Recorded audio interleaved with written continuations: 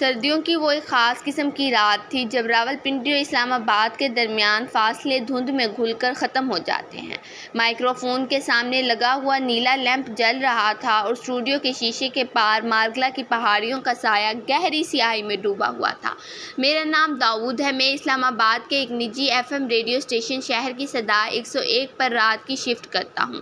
رات 12 سے صبح 6 بجے کا وقت ایک عجیب و غریب دنیا ہوتی ہے۔ دن کے وقت اسی مائکرو فون پر ہنسی مذاق بیچنے والے، خبریں پڑھنے والے اور برانڈز کے تیز ترانے چلانے والے لوگ ہوتے ہیں، مگر رات کا ریڈیو گانوں سے زیادہ انسانوں کی تنہائی کا سہارا ہوتا ہے۔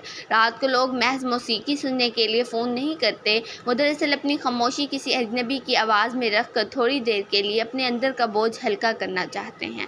میرے شو میں اکثر وہی لوگ شامل ہوتے تھے جن کی آنکھوں سے نیند روٹھ چکی ہوتی، کبھی لاہور سے پشاور جاتا ہوا کوئی تھکا ہوا ڈرائیور، کبھی پیمز ہسپتال کے ایمرجنسی وارڈ کے باہر بینچ پر بیٹھا کوئی تیمہ دار، کبھی کسی چوکی پر نائٹ ڈیوٹی دیتا کانسٹیبل، اور کبھی کوئی ایسا شخص جو محبت میں نہیں بلکہ اپنی ہی زندگی کی دوڑ میں پیچھے رہ گیا ہو۔ میں ان کی باتیں سنتا، ان کے دکھ بانٹتا اور ان کی پسند کے نغمے چلاتا۔ یہ میرا روزمرہ کا کام تھا، مگر وقت کے ساتھ ساتھ مجھے محسوس ہونے لگا کہ یہ محض ایک نوکری نہیں بلکہ ایک خاموش عبادات جیسی ڈیوٹی ہے۔ پہلی بار وہ کال سردیوں کی اسی رات کو آئی۔ اسٹوڈیو کی دیوار پر لگی ڈیجیٹل گھڑی پر ٹھیک 1:15 ہو رہے تھے۔ سامنے رکھے چائے کے کپ سے بھاپ نکلنا بند ہو چکی تھی اور اس کی سطح پر دودھ کی باریک جھلی جم گئی تھی۔ مائکرو فون کا سوئچ آن کرتے ہوئے میں نے اپنے روایتی انداز میں کہا، شہر کی صدا 101 رات کا مسافر داؤد آپ کے ساتھ ہے، بتائیے کون اور کہاں سے؟ دوسری طرف چند ثانیے صرف ایک ہلکی سی سسکی اور سانس کی آواز آئی، پھر ایک نہایت بوڑھی لرزتی ہوئی مگر ٹھہری ہوئی آواز ابھری، بیٹا ایک پرانا گانا لگا دو۔ میں نے مسکرا کر پوچھا، جی بابا جی بالکل، کون سا نغمہ سننا چاہیں گے؟ انہوں نے ایک لمحہ رک کر کہا، آج جانے کی ضد نہ کرو۔ کس کی آواز میں سنیں گے؟ میں نے کمپیوٹر اسکرین پر پلے لسٹ کھولتے ہوئے پوچھا۔ وہ بوڑھا آدمی تھوڑا ہچکچایا، جیسے اپنے حافظے کے دھندلے گوشوں میں کچھ تلاش کر رہا ہو، پھر بولا، وہی جو لمبی والی ریکارڈنگ ہے، گانے کا پورا روپ۔ میں نے وہ 8 منٹ کی کلاسک ریکارڈنگ پلے لسٹ میں ڈال دی اور بٹن دبا دیا۔ اسٹوڈیو میں ایک اداس اور سحر انگیز موسیقی پھیل گئی۔ میں نے سوچا کہ شاید کوئی پرانے زمانے کے بزرگ ہیں جنہیں گزرے ہوئے دنوں کی یاد ستائی ہے، اس لیے یہ گانا سننا چاہتے ہیں۔ ریڈیو پر ایسی فرمائشیں عام بات تھیں، مگر اگلی رات ٹھیک 1:15 پر وہی لائن دوبارہ چمکی، شہر کی صدا 101، بیٹا وہی گانا لگا دو، آج جانے کی ضد نہ کرو۔ میں تھوڑا سا ہنسا اور بولا، بابا جی یہ گانا تو ہم نے کل رات بھی پورا سنا تھا، آج کوئی اور خوبصورت غزل سن لیتے ہیں۔ دوسری طرف مکمل خاموشی چھا گئی، پھر وہی مدھم اور التجا بھری آواز آئی، بس وہی لگا دو۔ میں نے بغیر مزید بحث کے گانا لگا دیا، پھر یہ سلسلہ شروع ہو گیا۔ تیسری رات، چوتھی رات، 10ویں رات، ہر رات ٹھیک 1:15 پر وہی کال، وہی لہجہ اور وہی ایک فرمائش۔ شروع کے 2 ہفتوں میں نے ایک بزرگ کی معصوم سی ضد سمجھا، مگر آہستہ آہستہ اس تکرار سے مجھے کوفت ہونے لگی۔ ریڈیو کی دنیا کے کچھ بنیادی اصول ہوتے ہیں۔ ایک ہی ٹریک کو روزانہ ایک ہی شو میں مسلسل نہیں دہرایا جا سکتا، کیونکہ سامعین کی پسند بدلتی رہتی ہے۔ اسٹوڈیو کے دیگر ساتھیوں میں بھی اس بات کا چرچا ہونے لگا۔ مارننگ شو کے RJ حمزہ اکثر میرا مذاق اڑاتا کہ داؤد صاحب کے خاص چاہنے والے کا وقت ہو گیا ہے، جبکہ ہماری پروڈیوسر زوہا نے ایک روٹین نوٹ بک پر ان کالز کی تاریخیں درج کرنا شروع کر دیں کہ دیکھیں یہ سلسلہ کب تک چلتا ہے۔ دفتر کے کچھ لوگوں کا خیال تھا کہ وہ تنہائی شخص، جبکہ کچھ نے مشورہ دیا کہ ان کا نمبر بلاک کر دیا جائے۔ 15ویں رات جب وہی فون آیا تو میں نے اپنے لہجے کو تھوڑا سخت مناتے ہوئے کہا، بابا جی آپ روزانہ ایک ہی گانا چلوانے کی ضد کرتے ہیں، یہ ریڈیو اسٹیشن ہے، آپ کا ذاتی گرومو فون نہیں۔ مجھے اوپر سے بھی جواب دینا ہوتا ہے، آج آپ کو کوئی اور گانا سننا پڑے گا۔ دوسری طرف چند لمحے سانسوں کی بھاری آواز آتی رہی، پھر انہوں نے نہایت عاجزی سے کہا، بیٹا صرف آج رات ان کے لہجے میں ایک ایسی عجیب سی عاجزی تھی کہ میرے سخت الفاظ میرے اپنے ہی حلق میں اٹک گئے۔ میں نے خاموشی سے دوبارہ وہی پلے لسٹ آن کر دی۔ 40ویں رات کے قریب مجھ سے نہ رہا گیا۔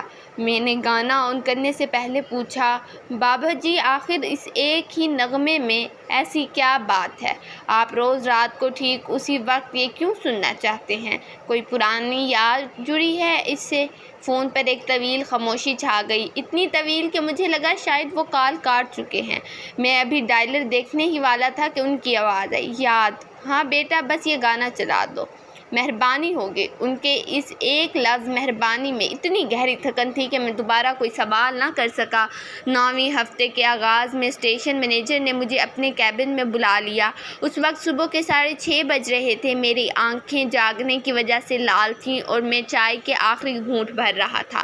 مینیجر نے اپنے چشمے کو میز پر رکھتے ہوئے سنجیدگی سے کہا، داؤد، مجھے پچھلے کچھ دنوں سے رپورٹس مل رہی ہے کہ تم ہر رات کو ایک ہی گانا مسلسل چلا رہے ہو۔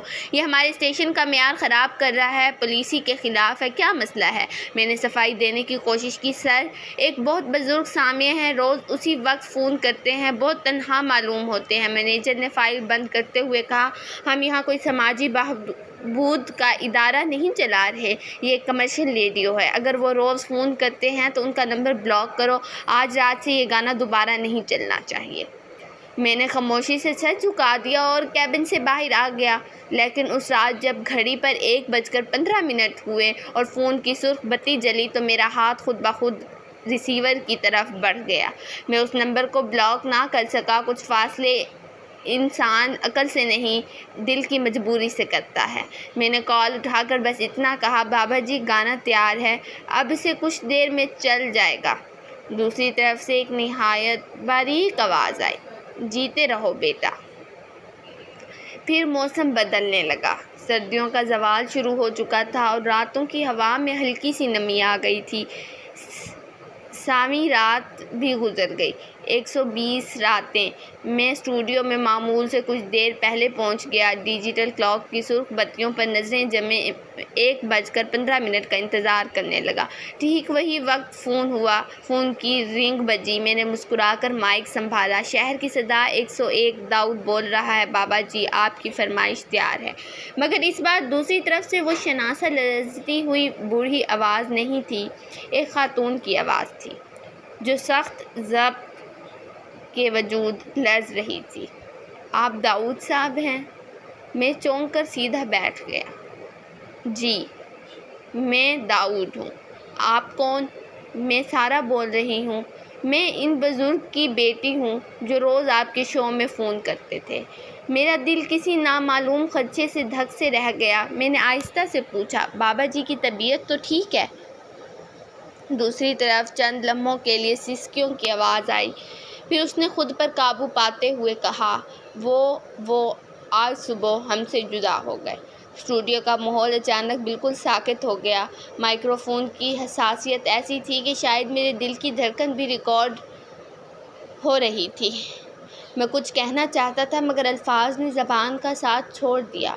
سارہ نے بات جاری رکھی، مجھے لگا کہ مجھے آپ کو بتا دینا چاہیے کیونکہ آپ ہر رات ان کی اس عجیب سی ضد کا بوجھ اٹھاتے تھے اور ان کا انتظار کرتے تھے۔ میں نے مشکل سے سانس بحال کرتے ہوئے کہا، ان کی مغفرت ہو۔ میں تو ان کا نام تک نہیں جانتا تھا مگر وہ میری رات کا حصہ بن چکے تھے۔ وہ بولی، وہ بھی آپ کو نہیں جانتے تھے داؤد صاحب، مگر آپ کی آواز ان کے لیے اس دنیا کا آخری سہارا بن گئی تھی۔ ابا کو پچھلے 4 سال سے الزائمر کا مرض تھا۔ شروع میں وہ چھوٹی چھوٹی باتیں بھولتے تھے، چابی کہاں رکھی، چائے پی یا نہیں، دن کون سا ہے۔ پھر آہستہ آہستہ وہ چہرے بھولنے لگے، مجھے، میرے بھائیوں کو، حتیٰ کہ اپنے گھر کے راستوں کو بھی بھول گئے۔ وہ اکثر اپنے ہی کمرے میں بیٹھ کر روتے اور کہتے کہ مجھے اپنے گھر جانا ہے۔ میں خاموشی سے اس کی بات سنتا رہا۔ ہماری امی کا انتقال 6 سال پہلے کینسر سے ہوا تھا۔ امی کے جانے کے بعد ابا جیسے بالکل خالی ہو گئے تھے۔ اس بیماری نے ان سے امی کا چہرہ، ان کا نام، ان کی قبر کا پتہ سب کچھ چھین لیا تھا، لیکن ایک چیز ان کے ذہن کی دھن میں ہمیشہ روشن تھی، یہ گانا۔ میں نے دبی آواز میں پوچھا، جی یہی گانا؟ سارہ نے نم لہجے میں بتایا، ابا بتاتے تھے کہ 1988 میں جب انہوں نے راولپنڈی کے ایک پرانے ہوٹل میں امی کو پہلی بار پسند کرنے کے بعد شادی کا پوچھا تھا تو پس منظر میں یہی نغمہ چل رہا تھا۔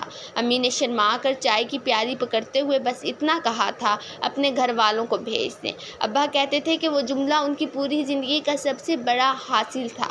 اسٹوڈیو کے نیلے لیمپ کی روشنی میں مجھے لگا جیسے میں ماضی کے اس لمحے کو دیکھ رہا ہوں۔ بیماری جب بڑھ گئی تو وہ راتوں کو سخت بے چین ہو جاتے تھے۔ سارہ نے بتایا، وہ گھر کا دروازہ کھول کر باہر بھاگنے کی کوشش کرتے اور کہتے کہ مجھے پروین سے ملنے جانا ہے۔ ڈاکٹر نے کہا کہ انہیں کسی ایسی آواز یا یاد سے جوڑیں جو ان کے ماضی کا سکون ہو۔ ایک رات اتفاق سے آپ کے شو پر یہ گانا چلا۔ ابا جو پچھلے 3 گھنٹے سے بے چین تھے، ریڈیو کے پاس بیٹھ گئے اور خاموشی سے پورا گانا سنا۔ گانا ختم ہوا تو ان کے چہرے پر ایک سکون تھا۔ انہوں نے مسکرا کر کہا، پروین چائے ٹھنڈی ہو رہی ہے۔ میرا سینہ جذبات کے بوجھ سے باری ہو گیا۔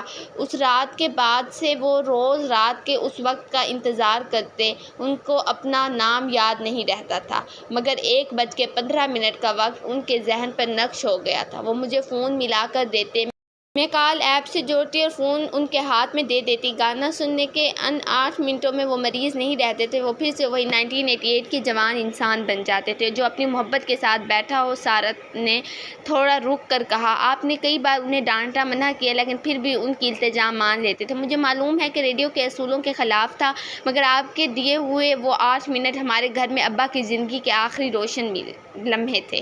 میں نے گہرا سانس لیا، کاش مجھے یہ سب پہلے معلوم ہوتا۔ کوئی بات نہیں داؤد صاحب، سارہ نے کہا، ہر دکھ کی تفصیل نہیں بتائی جا سکتی۔ آج ابا اس دنیا میں نہیں ہیں، لیکن اگر ممکن ہو سکے تو کیا آج رات بھی آپ یہ گانا چلا سکتے ہیں، امی کے لیے، ابا کے لیے اور میرے اس خالی گھر کے لیے؟ کال کٹ گئی۔ گھڑی پر 1:24 ہو چکے تھے۔ پلے لسٹ میں اگلا نغمہ ایک نیا تیز ڈانس ٹریک تھا۔ میں نے بغیر کچھ سوچے اس ٹریک کو ڈیلیٹ کیا اور وہی پرانی 8 منٹ کی ریکارڈنگ لگا دی۔ اس رات میں نے وہ گانا ایک RJ کی حیثیت سے نہیں بلکہ ایک انسان کی حیثیت سے سنا۔ نغمہ ختم ہونے کے بعد میں نے مائک پر کوئی اعلان نہیں کیا، کوئی اشتہار نہیں چلایا، کوئی ریڈیو اسٹیشن کا نام نہیں لیا۔ اسٹوڈیو میں کامل خاموشی رہی۔ مجھے ایسا محسوس ہوا جیسے راولپنڈی کے اس پرانے ہوٹل کی ایک میز پر اب بھی 2 چائے کی پیالیاں رکھی ہیں۔ باہر 1988 کی ایک سرد شام ہے اور وقت نے ان 2 انسانوں کی محبت کے آگے ہار مان لی ہے۔ اگلی رات ٹھیک 1:15 پر کوئی فون نہیں آیا، مگر میں نے وہ گانا چلا دیا۔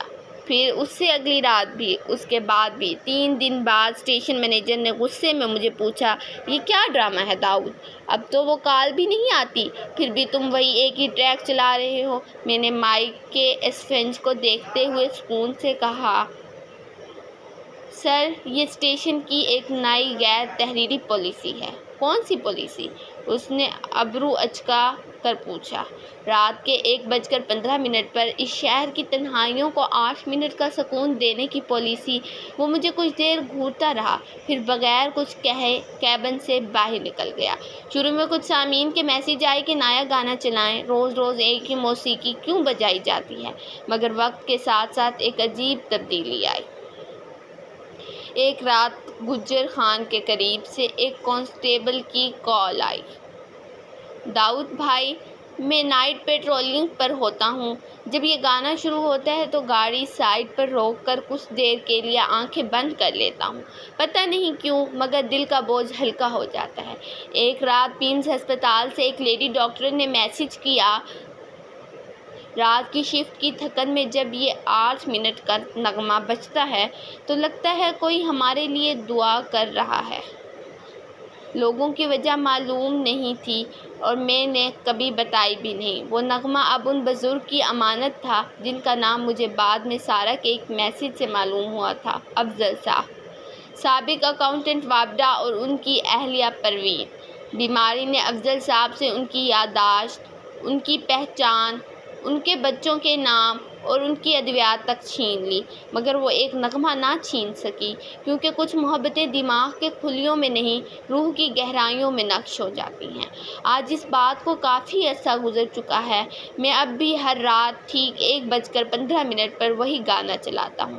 اب دوسری طرف سے کوئی لرزتی ہوئی بوڑھی آواز نہیں آتی جو کہے بیٹا وہی لگا دو، مگر میں جانتا ہوں کہیں نہ کہیں اس شہر کی کسی گلی، کسی سڑک، کسی ہسپتال یا کسی تنہا کمرے میں کوئی انسان اس 8 منٹ کی خاموشی کا منتظر ہے۔ یہ اب محض ایک گانا نہیں رہا، یہ ان تمام لوگوں کے لیے ایک خاموش دعا بن چکا ہے جو رات کے اندھیروں میں جینے کی وجہ تلاش کر رہے ہوتے ہیں۔